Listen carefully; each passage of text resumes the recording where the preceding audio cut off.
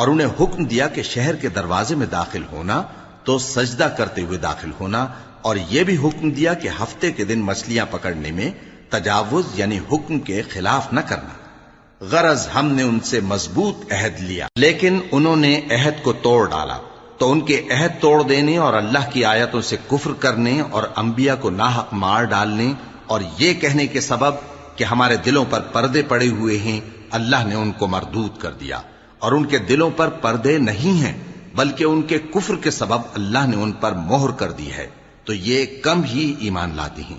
اور ان کے کفر کے سبب اور مریم پر ایک بہتان عظیم باندھنے کے سبب اور یہ کہنے کے سبب کہ ہم نے مریم کے بیٹے عیسیٰ مسیح کو جو اللہ کے پیغمبر کہلاتے تھے قتل کر دیا ہے، اللہ نے ان کو ملعون کر دیا، حالانکہ انہوں نے عیسیٰ کو قتل نہیں کیا اور نہ انہیں سولی پر چڑھا پائے، لیکن ان لوگوں کو ان کی